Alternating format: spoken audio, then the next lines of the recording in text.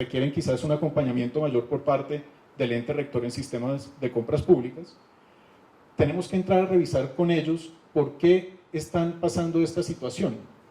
Quizás ese indicador con ese valor no es malo, quizás es muy bueno, porque cada una de las entidades vive una realidad distinta. Y adicionalmente tenemos que pensar que sobre los resultados de los indicadores debemos tomar decisiones y tenemos que darle las herramientas a cada una de las cabezas de las entidades que estamos midiendo para que ellos sepan tomar esas decisiones. Y ahí es donde el rol del ente rector en compras públicas cobra una relevancia mayor, como consultor, como asesor de las entidades públicas compradoras. Ya entrando a ver cada uno de estos, Paca creo que los recorrió todos de una manera muy rápida. Quisiera que los viéramos y sobre cada uno, los que tengan preguntas o si tienen dudas o si quieren compartir cuál es la visión de ustedes sobre ese mismo punto, lo podamos hacer. El primero es la velocidad de la contratación. Ustedes dirán, pero velocidad, ¿esto qué es? Y aquí no estamos hablando de tiempos. Aquí lo que estamos mirando es qué tanto se ejecuta el presupuesto asociado a las compras públicas. Es un nivel de ejecución. Acá, por ejemplo, hemos podido ver que la ejecución realmente sigue una tendencia lineal a lo largo del año. Inicialmente pensábamos que había picos al final del año, porque en nuestro caso nuestro presupuesto es anual. Tenemos que gastarnos ese presupuesto antes de que se acabe la vigencia. Sin embargo, esa no es la realidad. En verdad, es una distribución lineal y las entidades en promedio, y aquí uno cae, quizás es algo de anotar en relación al resto de los indicadores, los promedios son peligrosos, porque los promedios dan una visión muy general y borran todo, ¿no? Borran esas particularidades sobre las cuales realmente tenemos que actuar. En promedio, sí sigue una distribución lineal y se ejecuta todo de una manera, digamos, homogénea en el año. Las modificaciones sobre el valor del contrato de los pliegos. Aquí lo que queremos ver es si sobre el valor inicial hay adiciones, y esto es algo común en Colombia, supongo que en sus países, en algunos también se presentará, donde se negocian los contratos por un valor solamente para adicionar adelante y poder extenderse y ganarse ese proceso de contratación. Aquí nosotros sí tenemos manera de calcular cuál ha sido esa modificación en valor siempre y cuando las entidades publiquen. Entonces, Carlos, por ejemplo, mencionaba ahora que parte de los retos que nosotros tenemos es lograr que toda la información quede en el sistema, en el SECOP, que es el Sistema de Información de Compra y Contratación Pública de Colombia. En el SECOP, actualmente, funciona como un repositorio de información, no es transaccional. Entonces dependemos de que las entidades carguen los datos.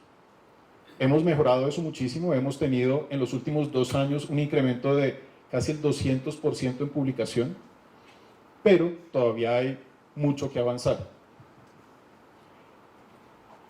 Sobre el tiempo promedio de procesamiento por modalidad de contratación, esto también lo podemos calcular con la información que está en el SECOP, siempre teniendo en cuenta que no es el 100% de los datos. Aquí, ¿qué obtuvimos, por ejemplo? Déjenme, yo les cuento.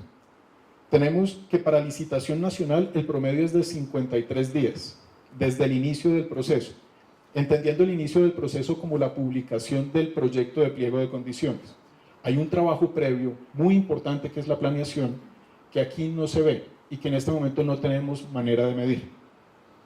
Muy seguramente de ahí para atrás han pasado meses incluso. Cosas que se han parado, que han seguido, información que está faltando. Eso ahí no se ve, pero desde que se publica el proyecto de pliego de condiciones son 53 días. En el concurso de méritos que está orientado a interventorías y consultorías, nos demoramos alrededor de 39 días. De menor cuantía, 36 días, y de mínima cuantía, que son aquellos montos muy bajos, que queremos que sean más ágiles, 10 días. El nivel de apropiación de acuerdos marco de precios. Aquí seguimos con valor por dinero y el acuerdo marco de precios se ha convertido en uno de los principales instrumentos de Colombia para lograr el mayor valor por dinero en la compra pública. Por eso aquí tenemos indicadores específicos para esto, porque en este momento nos interesa medirlo. Y nos interesa medir el nivel de apropiación de este instrumento en todas las entidades públicas. Cuando hablamos de nivel de apropiación, resulta que en Colombia el acuerdo marco de precios es obligatorio para entidades del gobierno nacional, del nivel nacional, de la rama ejecutiva, sujetas al estatuto de contratación. Es decir, aproximadamente poco más de 200 entidades, no son muchas. Pero el hecho de que no sea obligatorio no significa que otros no lo puedan usar. En este momento tenemos aproximadamente 65 millones de dólares transados a través de la tienda virtual del Estado colombiano vía acuerdos marco de precios. De esos 65, 37 millones son de entidades obligadas y el restante 28 son de entidades no obligadas, que han visto que es una herramienta que agrega valor y que les puede ayudar a ejecutar sus compras de bienes comunes. En cuanto al ahorro promedio de acuerdos marco de precios, ese sí ha sido un reto muy grande. ¿Y por qué? Porque la pregunta siempre ha sido, ¿y cómo hacemos para calcular ahorro? ¿Frente a qué nos vamos a comparar? No podemos compararnos frente al mismo valor que contrató esa entidad anteriormente. Puede que el bien no sea exactamente el mismo, las condiciones de mercado han cambiado, y lo que nosotros hemos hecho para calcular ahorita ese ahorro es tomar aquellos acuerdos marco que son de bienes y servicios que están regulados, de manera que tenemos una línea sobre la cual podemos comparar. Eso aplica solamente para combustible, seguros obligatorios de accidente de tránsito y no más. Y vehículos, perdón, que vehículos también tenemos una referencia sobre Fasecolda, que es una entidad que asegura o que da línea para el aseguramiento de los vehículos. Esos son nuestros puntos de referencia, pero eso nos deja un punto grande cojo, porque esos son solamente 3 acuerdos marco de 9 que están funcionando y de muchos más que vendrán a futuro. Entonces, de acuerdo, aquí yo abro la mesa y también les pido que nos cuenten ustedes cómo están evaluando esos ahorros y cómo podemos aprender de ustedes en eso. ¿Alguna pregunta o algún comentario sobre esto?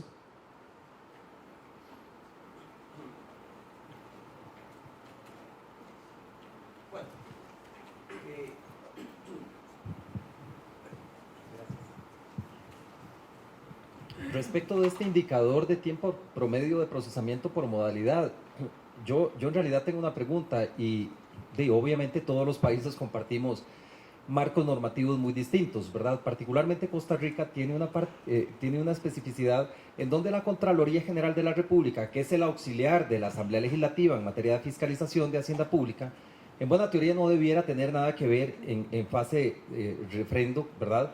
Ni recursiva. Pero la Constitución y la ley le dan esa competencia, es un jerarquía impropio y es una singularidad respecto de cualquiera de los países de la región. Cuando usted mide el tiempo promedio, ya usted está dando, digamos, ya estamos presumiendo que es desde que se abre la licitación al momento en que se adjudica, ahí es donde podemos medir. Efectivamente, hay todo un tema de gestión detrás en la fase de planificación que no la podremos ver, ¿verdad? Porque es bastante asimétrica. Pero aún en esta medida de tiempo, Colombia ha tenido el problema, no sé, lo pregunto, o algún otro país, en donde hay una parte que es exógena, que no es de control del gestor en ese tiempo, y es esa fase recursiva, o esa fase, digamos, de refrendo contralor. Para ponerlo puntualmente, en Costa Rica, alguien podría decir, ¿qué es la parte de control mío cuando hace una licitación? Por mí yo mismo resuelvo, se lo adjudico a la brevedad, y si hay un recurso, también lo resuelvo yo. Pero en nuestra realidad no. Entonces, cuando la Contraloría se toma 20 o 30 días, si hay un nuevo recurso, vuelve a tomar de cero, o sea, ese valor puede ser muy perverso porque podría estar diciendo, mire, su tiempo medio es altísimo, pero eso no depende del gestor. Y un requisito técnico en la construcción de un indicador es justamente el carácter, digamos, de control, de lo que yo puedo controlar en la gestión, ¿verdad? Ese tiempo claramente no lo controlamos. Entonces la pregunta, si ustedes han encontrado ese tipo de situaciones y cómo la salvan, es decir, cómo limpiar ese indicador cuando esas fases, digamos, cuando esos tiempos que se agregan no dependen del gestor o de quien está haciendo la compra. Y perdón, respecto del otro tema sobre los ahorros, ¿verdad? En nuestro caso, lo que hemos hecho en realidad es modelación econométrica para estimar ahorros. Un modelo econométrico con 3 variables, o sea, ahorro en horas, ¿verdad? Otros ahorros administrativos y ahorros en precios, ceteris paribus, de que los estudios de mercado se diseñen bien. Gracias. Sobre el primer punto, tiene razón, nosotros ahorita estamos justamente recopilando todos los datos para ver cuál es el comportamiento de este indicador a nivel entidad y a nivel país. Estos datos que les di son unos promedios de nuevo, pero toca entrar a mirar sobre aquellas que presentan un comportamiento extraño, por qué lo estamos haciendo o por qué está sucediendo. Como decías, puede que el proceso se extienda, y si se tiene que extender para que al final tenga un resultado exitoso. Sin embargo, no tenemos en este instante una manera de determinar por qué está sucediendo o de excluir esas variables exógenas para quedarnos con el tiempo que realmente está invirtiendo la entidad en la ejecución del proceso.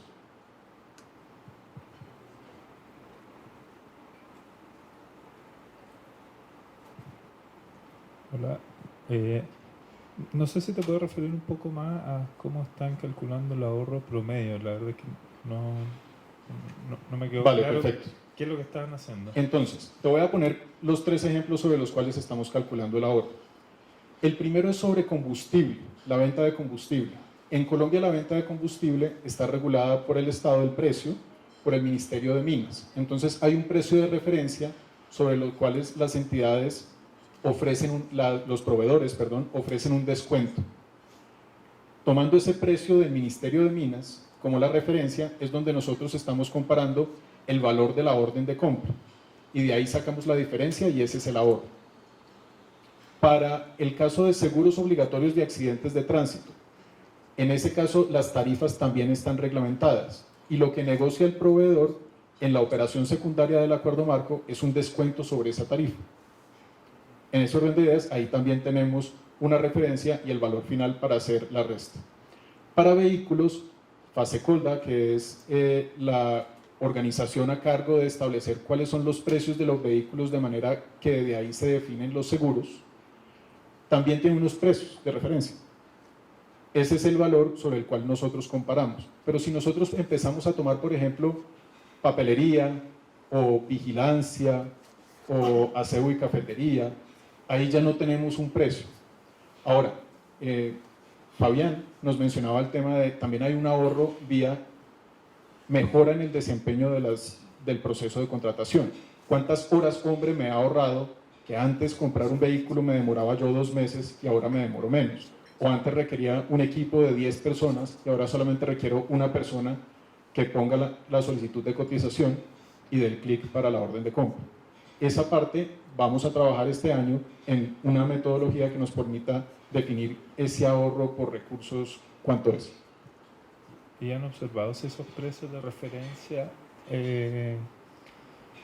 se observan en el mercado en general? Porque uno de los problemas que uno tiene con los precios de referencia es que en general, bueno, depende del mercado, pero algunas veces nunca se realizan esos precios en el mercado.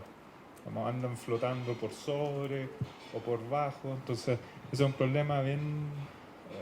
no sé si lo han visto, por ejemplo, en combustible.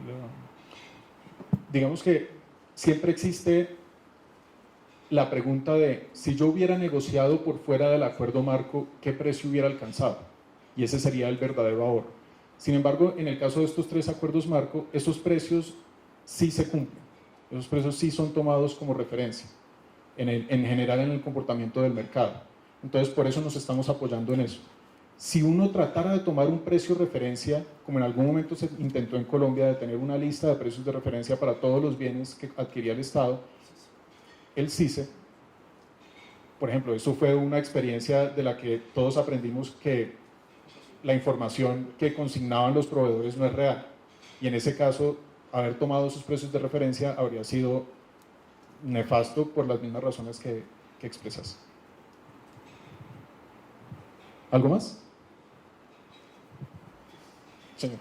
Sí, justo ahorita se tocaba el tema de que habían generado una especie de precios referenciales y mencionabas que no fue tan significativo como se lo esperaba.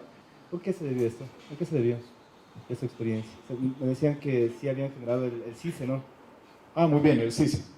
Pues resulta que, y esto fue hace muchos años, antes de que yo entrara también al Estado, o sea que si hay alguien aquí que me puede echar una mano, buenísimo. Pero al final lo que resulta es que los precios de referencia se tomaban de los mismos proveedores. y los proveedores tienen la práctica de cotizar siempre por encima del precio de mercado al Estado. En ese orden, pues hay uno que tenía unos precios inflados que no respondían a la realidad y realmente no servía para nada. ¿Sí? Sí. Ahí lo que veo como parte de, gracias, como esta dimensión del valor por dinero, es el tema de que no todas las legislaciones contemplan convenios marcos. Por ejemplo, la nuestra no lo contempla.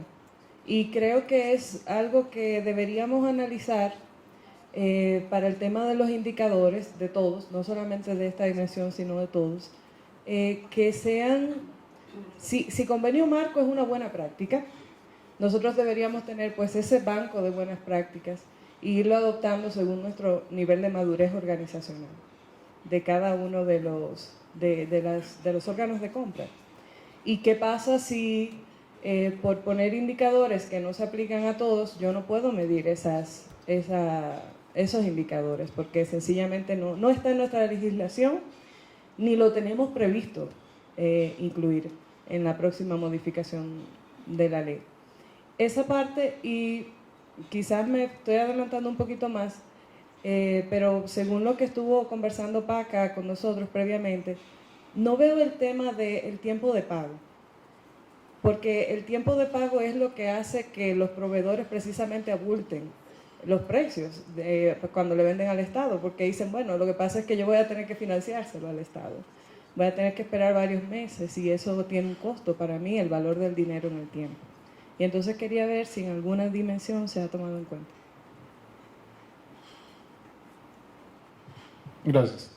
En el primer punto es claro, si el instrumento no está en el país, pues no debería ser parte de la batería de indicadores del país. Sobre los pagos, en nuestro caso, los pagos quedan por fuera de nuestro accionar. Los pagos ya entran dentro del Ministerio de Hacienda, dentro de la cadena al final de la cadena, es decir. Como nosotros no podemos actuar sobre eso, en este momento no lo estamos midiendo nosotros directamente. Sin embargo, el Ministerio de Hacienda sí puede trabajar en eso. Ahora, pasa otra cosa, y es que para todos estos indicadores es más fácil obtener información de las entidades del nivel nacional que de las entidades del nivel territorial. Entonces, si podemos tener información del Ministerio de Hacienda sobre pagos del orden nacional, no lo podemos tener sobre pagos del orden territorial. Eso genera un desbalance en la información que tenemos y siempre los indicadores que aquí tenemos nos mostrarán una vista o en algunos casos ambas vistas. Acá no lo vas a encontrar, el tema de pagos. Aquí hay otros que, si bien los tenemos establecidos y tenemos la fórmula, no tenemos manera de calcularlo. Y tiene que ver con los costos asociados a la administración de la contratación. ¿Y por qué? Porque no tenemos manera de saber cuántas personas están involucradas en los procesos de contratación. Hicimos un intento de hacer una muestra y de tener esta información para ciertas entidades. Pero ¿qué sucede? Realmente, si yo les pregunto en sus entidades quién está involucrado en el proceso de contratación, ¿qué me dirán? Hay unos que me dirán 3 personas, hay otros que me van a decir pues toda la organización. Y ahí cómo empezamos a medir la dedicación de cada uno de los funcionarios a un proceso. Ahí digamos que es un reto grande para poder establecer cómo medir este indicador. Lo mismo el valor promedio de la contratación por funcionario de contratación. Y por último, pues contratos promedio por funcionario de contratación. Ese denominador en este instante no lo podemos calcular y esperamos que a futuro lo podamos hacer.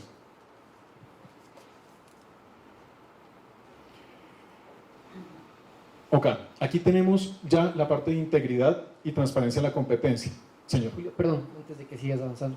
Un tema al respecto que lo que acabas de comentar de los costos variables administrativos. ¿Cuál es la finalidad de medirlos de esos costos variables administrativos en el indicador de valor por dinero? Lo que quisiéramos mirar es la eficiencia de la entidad en la ejecución o en la ejecución del proceso de contratación. Es decir, si yo realmente tengo a la gente que tengo que tener para que el proceso de contratación se ejecute de manera eficiente, o si estoy incurriendo en ineficiencias. De acuerdo, pero ¿no quedaría como un tema un poco subjetivo este tema de los costos variables administrativos?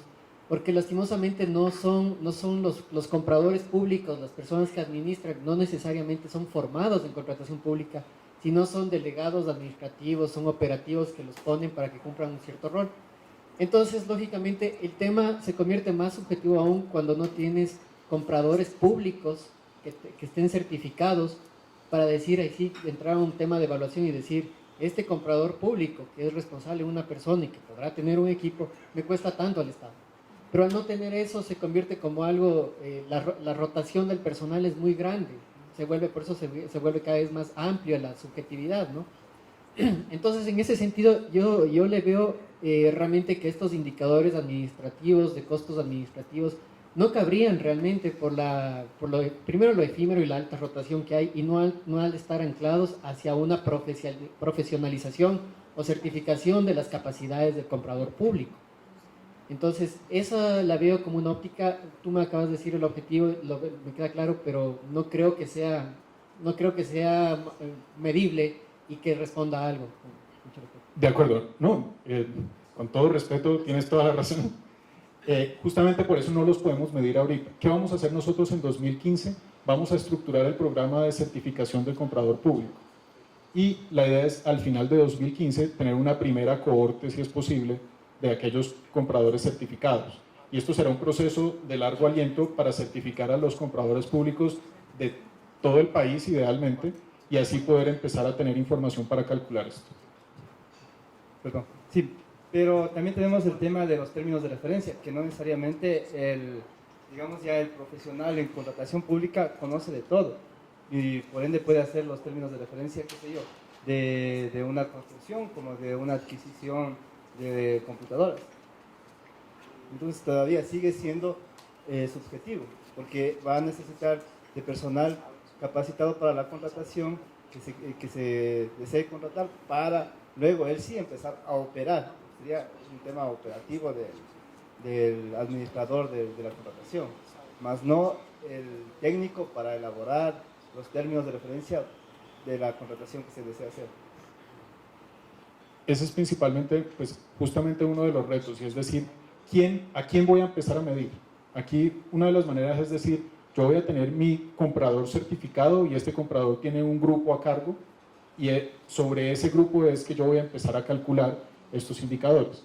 Ahora, si yo pudiera ampliar de alguna manera, que todavía no es clara, ¿cómo voy yo a coger estos recursos técnicos que me van a ayudar a mí a construir los pliegos y que posteriormente van a participar en la evaluación del proceso, y más adelante seguramente serán los supervisores del proceso, del contrato?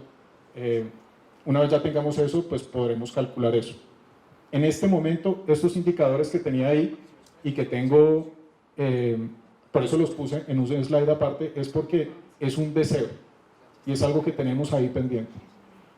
Otra de las cosas que aquí no van a ver, perdón, son indicadores adicionales de políticas públicas de compras que en este momento no tenemos funcionando, pero que están en proceso. Ya tenemos una política de compra pública innovadora y más adelante tendremos que cargar indicadores asociados a esa política. Lo mismo compra pública sostenible.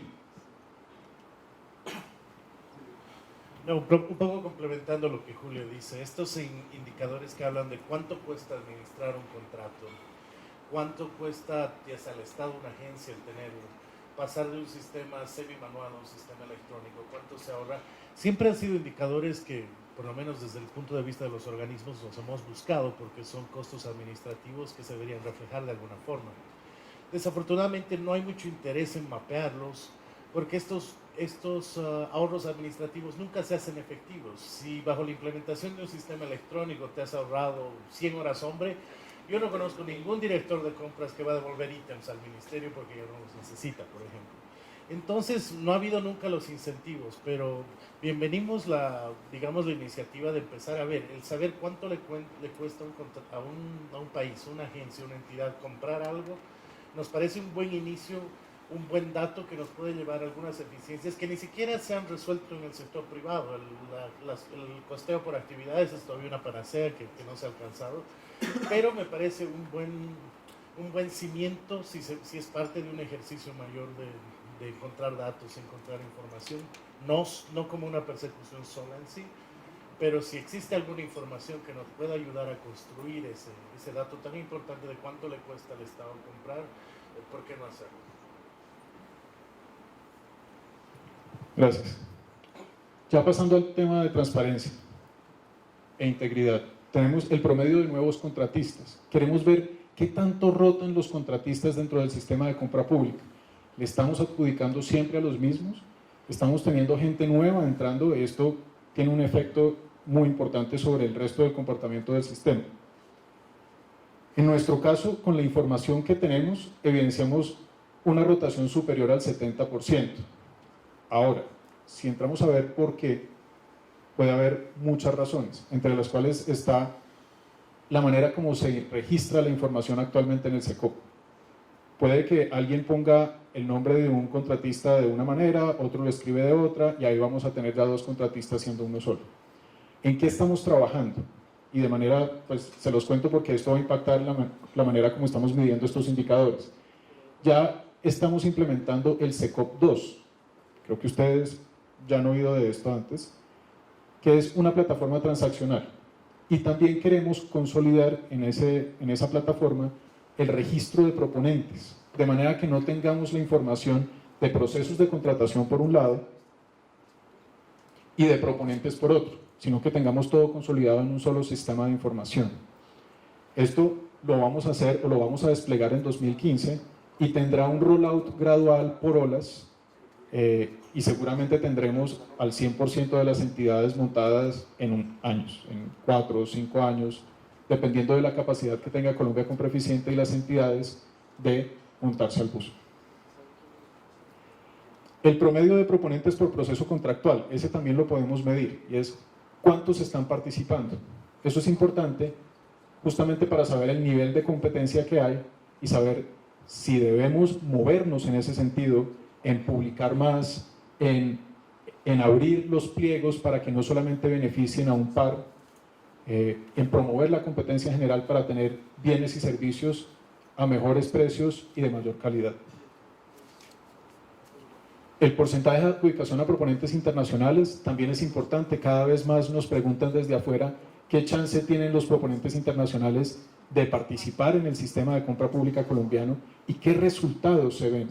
¿Vale la pena el desgaste de participar en el sistema o no? Este indicador también nos permite medir y evaluar el comportamiento de la participación de terceros internacionales en el sistema. Y por último, la adjudicación a consorcios o uniones temporales, que también nos interesa porque parte de lo que a veces se siente es que solamente los grandes pueden participar porque tienen el músculo. Y muchos pequeños no conocen o no quieren entrar porque desconocen que pueden unirse para participar en una unión temporal.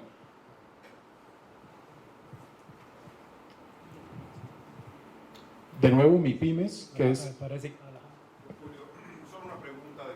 Cuando te refieres a porcentaje de adjudicación a proponentes internacionales, ¿es a la empresa o también tienen alguna manera de identificar si los bienes son originarios, si puede integrar una canasta de productos de diversas nacionalidades o solo es la nacionalidad de la empresa que gana el concurso? Como está establecido el indicador, es la nacionalidad de la empresa que participa en el concurso. Sin embargo, también pensando en SECOP 2, yo puedo mirar qué proponentes estoy tratando como nacionales, porque hay un acuerdo comercial ya entre los países o porque ofrecen bienes y servicios que son elaborados con mano de obra colombiana. Eso lo podremos calcular más adelante. Julio, una pregunta más de ese tema. Por ejemplo, del Colombia sería, con razón social en Colombia, ¿sería nacional o extranjera? ¿Del Colombia? Sí. Nacional. Nacional.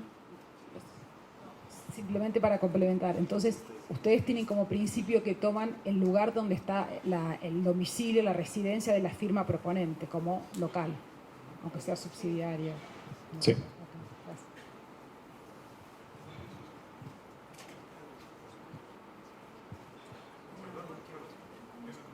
Sí.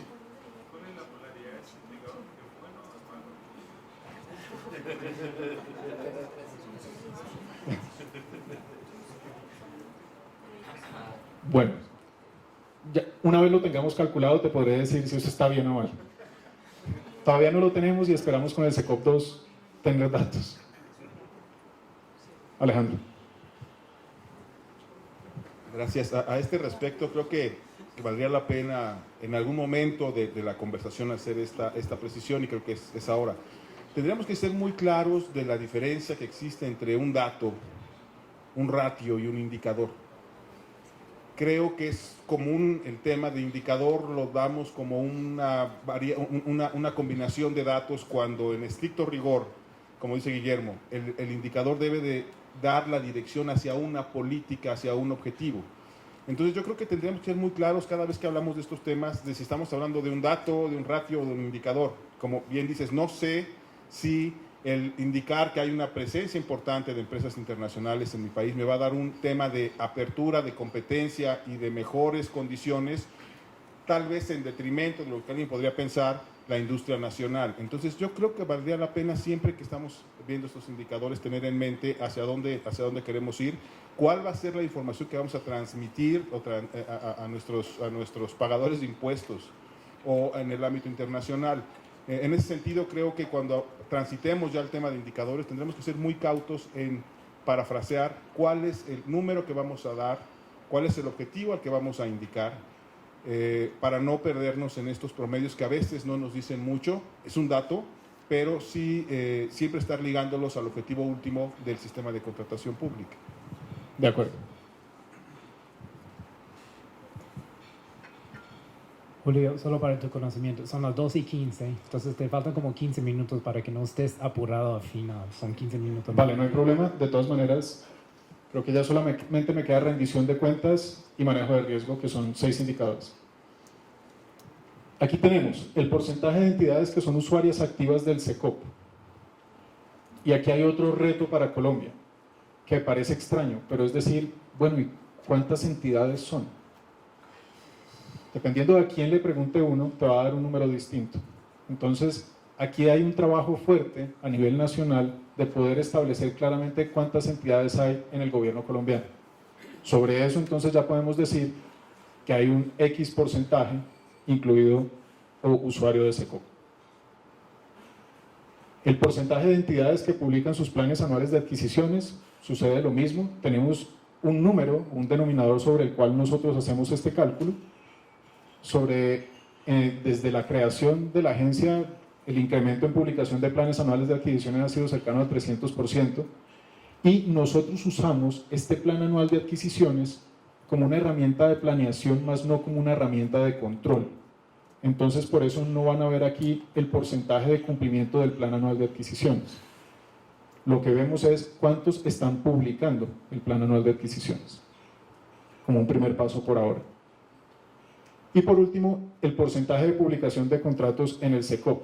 Y de nuevo ahí hay un reto, por lo que les comentaba yo, del nivel nacional y el nivel territorial. A nivel nacional es muy sencillo identificar cuántos son los recursos que tenía el Estado o que tenía la entidad asociado a compra y contratación, y sobre eso hacer la comparación. Ahora, a nivel territorial, la agregación de información es mucho más compleja. Incluso las entidades que reportan a la Contraloría le reportan algo distinto al Departamento Nacional de Planeación y le reportan algo distinto a Colombia Compra Eficiente. Tenemos que empezar a consolidar, y esto es una iniciativa del gobierno, de tener sistemas de información únicos en línea que nos permitan tener esta información. En cuanto al manejo del riesgo, ya son 3 indicadores. Uno es qué porcentaje de los procesos se están extendiendo, sea en monto o en tiempo, señalando que la planeación inicial, digamos que no es que fuera imperfecta, pero fue afectada por algo. y por eso hubo que hacer un incremento en costos o un incremento en tiempo, siempre pensando que al final el resultado en calidad va a ser el mismo. El porcentaje de contratos con reclamos de seguros y el cambio porcentual, que tengo que revisar ese cambio porcentual, ¿a qué se debe? Es el de los contratos en litigio, de los contratos que actualmente están en algún proceso, en algún tribunal.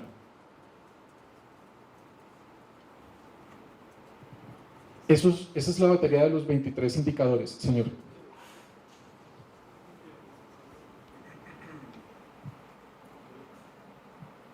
¿Qué es lo que significan los reclamos de seguro? ¿A qué se refiere? Reclamos de seguro se refiere a aquellos procesos donde en algún momento el contratante, la entidad contratante, tuvo que hacer efectiva una póliza de garantía.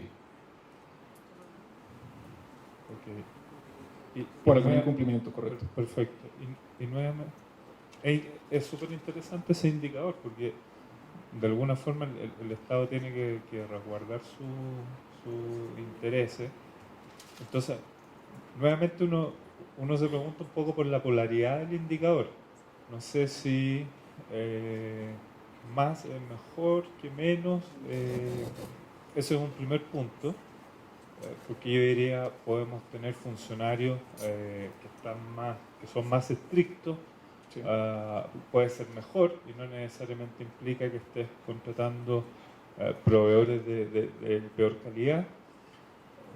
Y por otro lado, también es interesante porque ese indicador tal vez ilustra, tengo acá el documento de la evaluación de indicadores del Banco Mundial, algo que ellos indicaban en su primera hoja acerca de los incentivos. Ahí tú vas a tener un problema de incentivos de funcionarios de la administración pública. Si tengo muchos, estoy contratando mal, entonces cuánta restricción, o sea, qué tan férreamente controlo a los proveedores o no, y cuánto me significa eso a mí. Ese es un caso interesante, digo, de las problemáticas que tenemos en la construcción de indicadores, por las dos cosas: uno, polaridad, y dos, incentivo de los organismos y de los funcionarios que están tras de esos organismos. Tienes razón en ambos puntos, y es decir, yo no puedo decir que porque estén en 0 es porque todos los contratos fueron perfectos, ni puedo decir que porque tienen 100 son muy malos. Hay un tema que habrá que trabajar en cómo lo medimos, pero adicionalmente uno no debería ver cada uno de los indicadores como un mundo aparte. Uno debería ver el comportamiento general de todos los indicadores y cómo impacta uno a otro. Entonces, si yo empiezo a comparar este indicador frente a el tema de modificaciones en tiempo y en monto, normalmente, ¿qué pasa antes de un incumplimiento? Un comprador siempre va a tratar de extender y de hacer que las cosas sucedan antes de entrar en la discusión con el comprador, con el proveedor, perdón. Si yo empiezo entonces a atar estos indicadores, me permite tener una visión más global de cómo se está comportando la entidad y sobre eso tomar acciones. Sin embargo, tienes razón en el sentido de solamente con el indicador no me puedo quedar, tengo que entrar a mirar qué es lo que está sucediendo. ¿Algo más?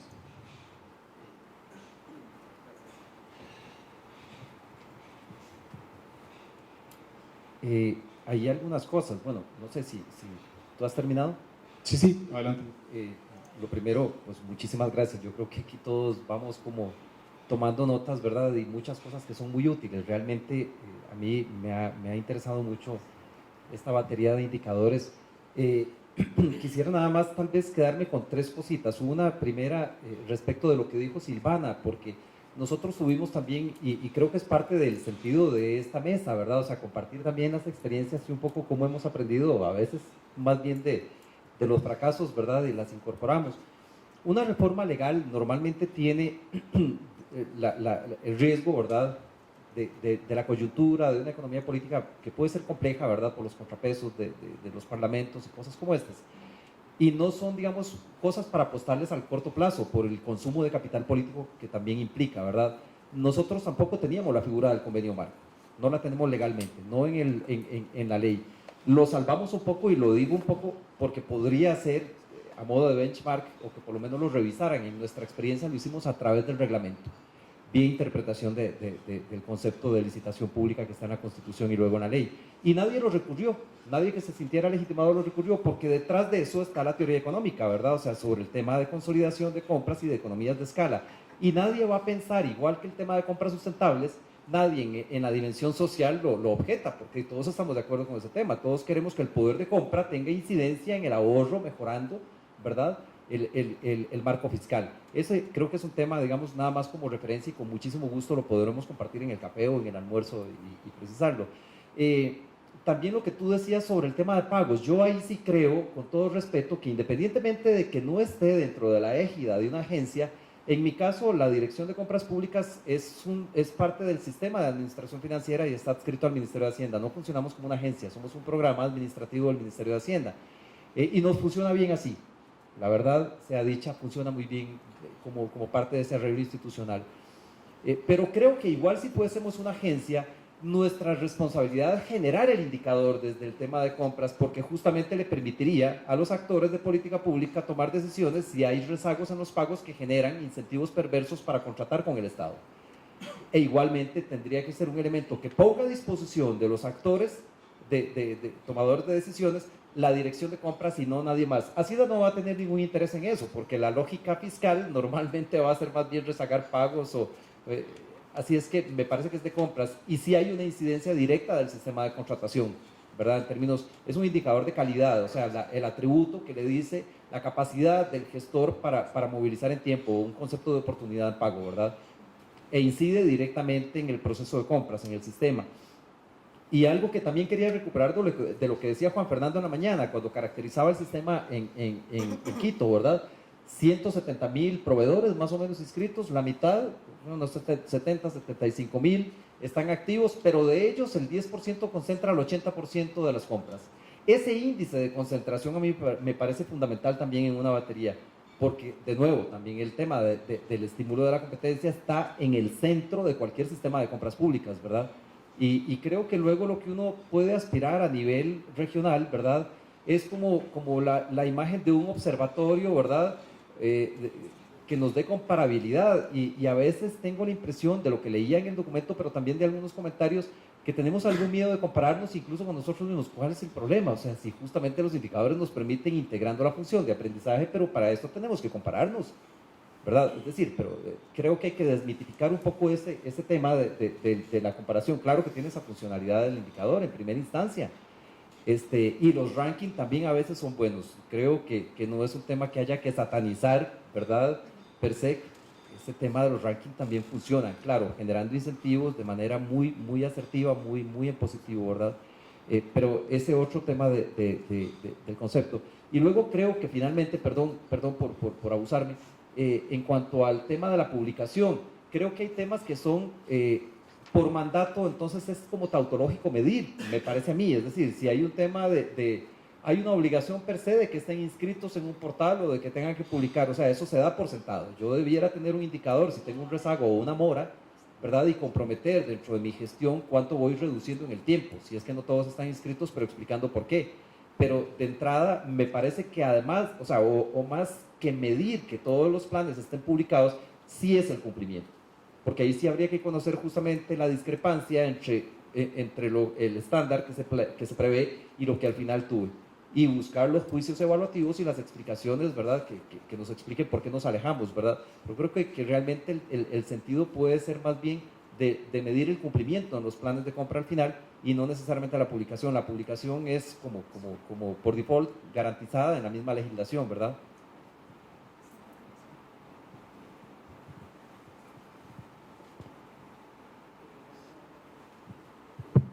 Muchas gracias, Julio, por compartir las iniciativas, y comparto que probablemente esta diapositiva sea aquella en la que hay que hacernos más preguntas, más reflexiones, y que está en construcción, y a mí me salen dos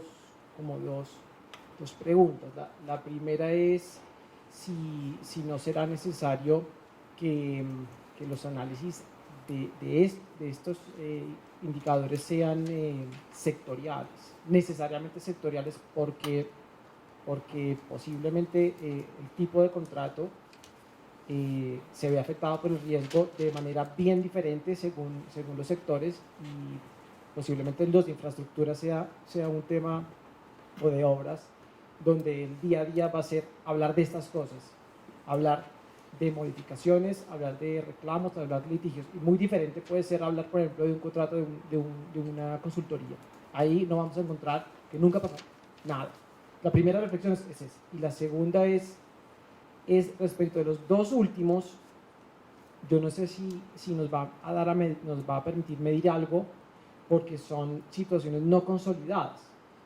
¿Y a qué me refiero? A que el reclamo va a tener después una respuesta positiva o negativa, en el sentido de si lo que se hizo en ese momento realmente constituyó un reclamo que estaba justificado.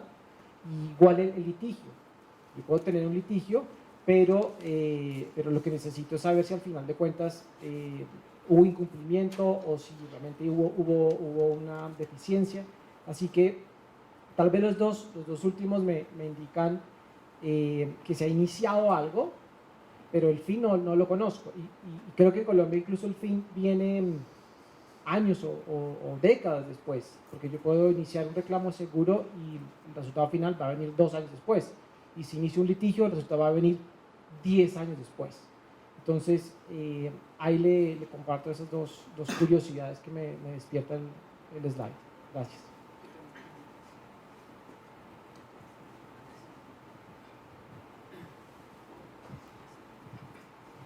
Nuevamente a mí me parece súper interesante esto, igualmente comparto lo que tú comentas sobre el manejo de riesgos, pero donde todo apunta para este tipo de manejo de riesgos es en la información, disponibilidad de información, básicamente en el seguimiento contractual del procedimiento, del contrato, porque eso es de donde nos viene esta información. Entonces realmente cuando no tenemos deficiencias en esa manera de dar seguimiento, por ejemplo desde la óptica del BID, de la administración fiduciaria del contrato, es muy eficiente, pero desde la óptica pública de las entidades es totalmente deficiente, porque no tenemos ese control del seguimiento, no tenemos aplicativos de herramientas informáticas que nos permitan. Entonces, ¿cómo vamos a manejar un riesgo de saber el tiempo de ejecución o el manejo de si es que llegó a una ejecución por el tema de reclamos de seguros, por un mal uso de anticipo o por una terminación unilateral? Prácticamente no lo podríamos llegar a medir si es que no tenemos implementado una herramienta de seguimiento contractual.